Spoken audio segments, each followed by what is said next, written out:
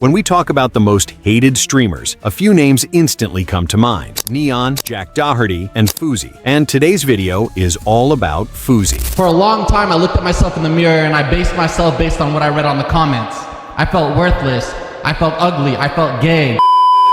Fousey started as a YouTuber who made people laugh. Pranks, social experiments, vlogs. He was entertaining, energetic, and relatable. He had millions of fans and even won a Streamy Award. But behind the smiles, there were cracks. From the beginning, there were whispers, accusations of faking content, chasing trends, and a desperate hunger for attention. Still, he climbed higher, turning his persona into something bigger than life itself. Before we begin, make sure to subscribe so you don't miss more deep dive stories just like this. FouseyTube has been on the internet for over 14 years. He began his YouTube career in 2011, creating content that reflected the trends of that time, often using his identity, race, and religion as a way to connect with audiences and grow his fan base. How do you send texts? He was doing skits, vlogs, dancing in Apple stores, making Q&A videos, and had a strange obsession with pretending to be Drake. Y'all gotta ask Nicky about that one.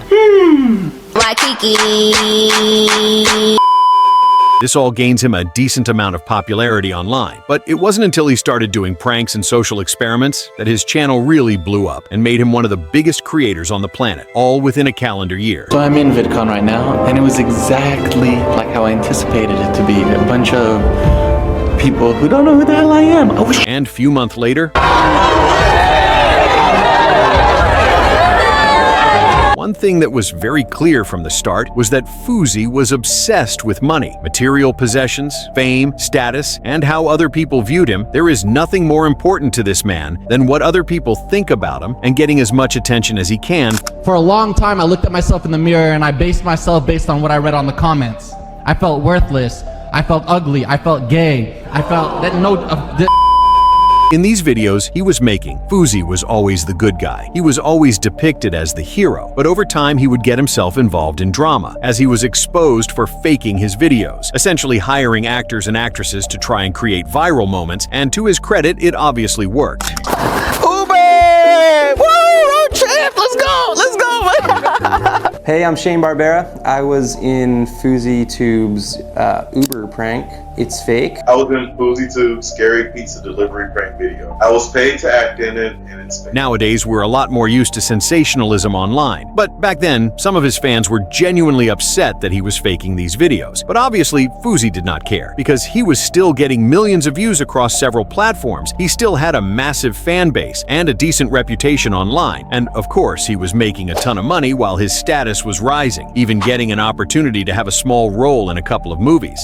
What's up, ladies? We're having a Halloween party tonight, so why don't you come on by? Now, back when he first got caught faking his content, it was the first, but by no means the last, time we saw just how fragile he really was, and how his massive ego was actually rooted in deep insecurity. You see, Fousey has built himself up time and time again, only to tear himself down. And it's never just a typical case of self-sabotage. He crashes and burns like a horrific plane wreck, dragging dozens of innocent bystanders down with him. And the truth is, he does this to himself every single time. There's never anyone else to blame for his downfalls. Of course, there was the time he was running around stalking and pretending to be Drake. That's how you know Drake's in LA.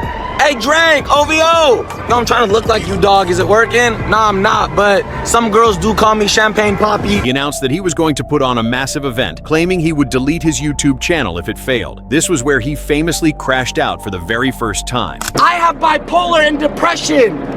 That what you put into my head made me want to myself! He would then go on No Jumper, continuing his manic episode. Because I'm a real man and I don't need yes men on the internet to tell me who the f I am, you little bitch. WWE guy. Put Thank the you, mic bro. down. And overall, it became very clear that he was living in his own sick, twisted reality. Later, he was exposed for a serious addiction, allegedly spending hundreds of thousands of dollars on paying for favors and visits to massage parlors. I used to be addicted to massage parlors, still am. Still today? Yeah, When's the last time you went? don't want to say. And after going crazy and losing all of his money, he would actually go away for a while. And when he did return, it was beyond clear that he didn't know what to do. So he tried to influence the boxing and got destroyed on multiple occasions. Has taken it to Fousey here.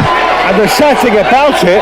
There's no defense whatsoever. To watch now, he's just not defending himself.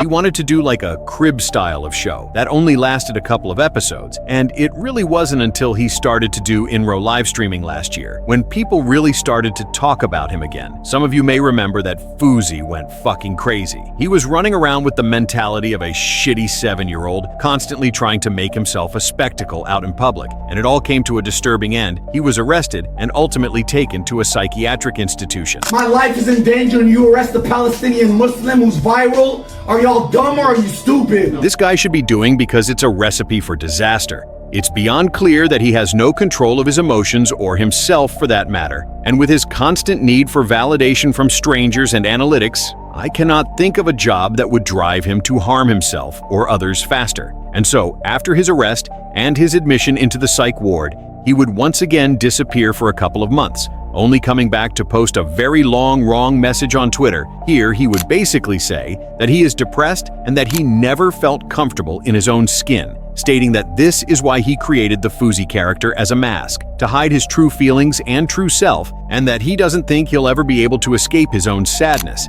saying that reflecting back on his life made him realize that he should have been a massive success. But the reality is, he failed time and time again, ruining both his life and his chance at stardom in the process. But a couple of weeks ago, he decided to go live once again. And when I started seeing clips of this man popping up, You're him, dog. And you're not him because you get views or you have money or you got a big ego or a big This is how I'm coming all year. I'm a dog, I'm a pit bull, I'm a Rottweiler.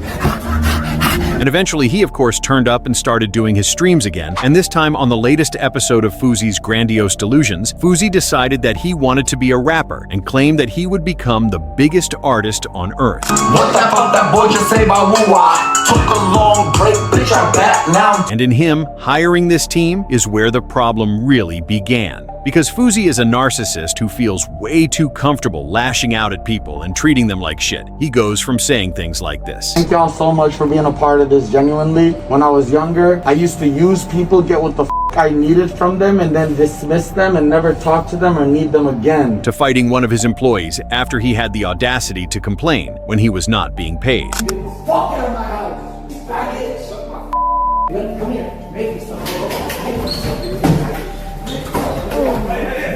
He was sick of this guy's sociopathic behavior, and this ended up in him getting a temporary ban from Kick. 48 hours into my 24/7 30 days, and Kick bans me. I don't think they banned me because of the punch. And that led to him releasing this absolute pathetic video of himself crying. I've been under so much stress because I promised Eddie and Akil I wouldn't crash out like last year. Well, of course he would be given yet another chance, as he would get unbanned after 24 hours, and he would basically go on a rampage of disrespect. He crashed out on his therapist multiple times. No, I'm not, but when you get paid, you come with respect.